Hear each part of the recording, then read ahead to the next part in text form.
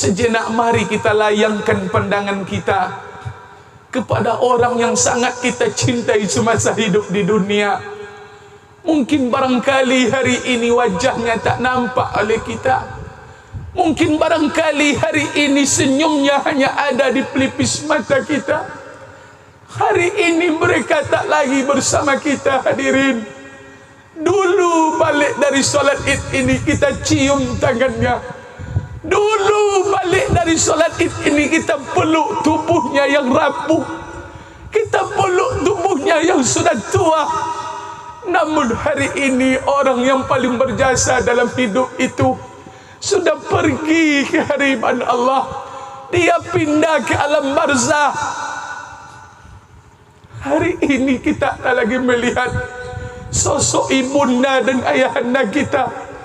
Ada orang tua kita yang telah meninggal dunia. Kita teringat dengan mereka hari ini. Mereka kembali akan melihat pemandangan. Mereka kembali akan dilihatkan surga. Mereka kembali akan dilihatkan neraka oleh Allah Subhanahu wa taala. Kemarin 1 bulan mereka istirahat. Hari ini mereka akan kembali melihat kebenaran janji Allah Subhanahu wa taala. Tegakah kita hari ini duduk diam? Tegakah kita hari ini tidak mengirimkan sepucuk doa kepada mereka? Sampai hatikah kita, hadirin yang dimuliakan Allah? Mereka meninggalkan harta, namun harta itu tidak kita kirimkan kepada mereka. Mereka layaknya seperti di tengah gelombang, seperti di tengah laut yang sedang menghadapi gelombang badai yang sangat dahsyat. Mereka tak bisa meminta tolong, hadirin. Mereka tak bisa melakukan apa-apa. Mereka hanya menunggu kiriman dan kiriman doa dari kita.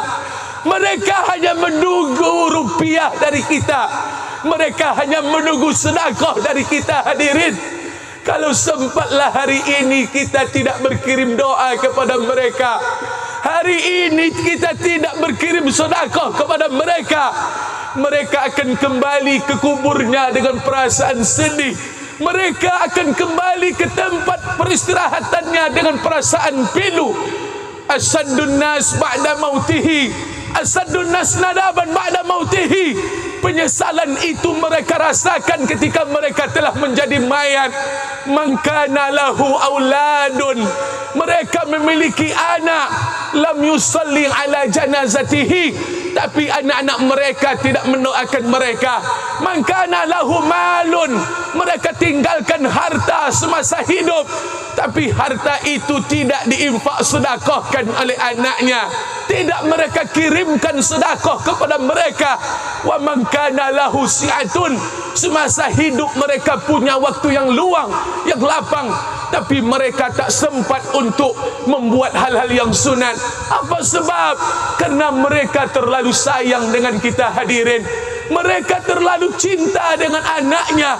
Mereka tidak sempat ke masjid kerana harus mencari nafkah untuk kita. Mereka tak sempat hadir solat berjamaah kerana harus mencari biaya hidup untuk kita.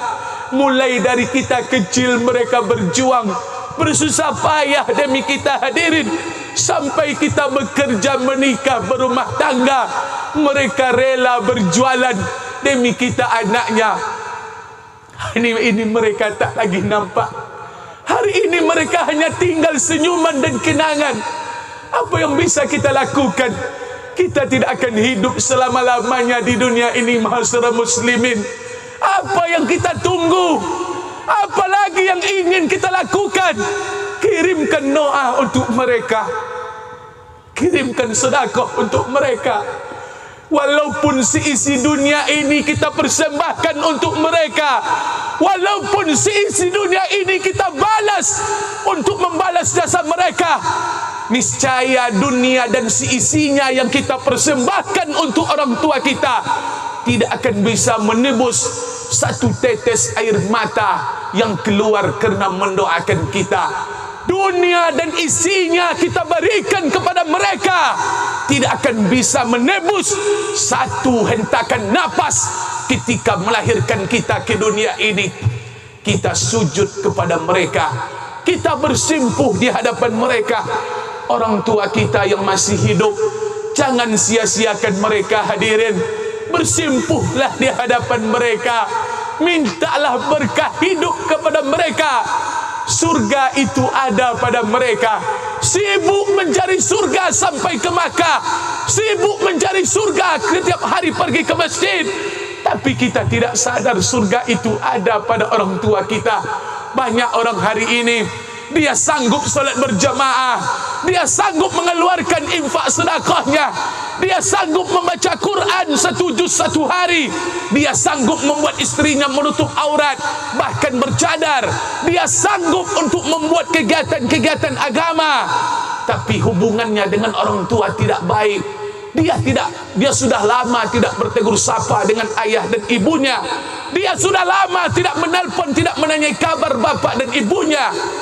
Walaupun amal ibadahnya segudang, walaupun ibadahnya setinggi bukit, ketika orang tuanya tidak dia bahagiakan, ketika orang tuanya tidak dia perbaiki hubungan, maka amal ibadahnya tertolak. Amal ibadahnya ditolak oleh Allah Subhanahu wa taala.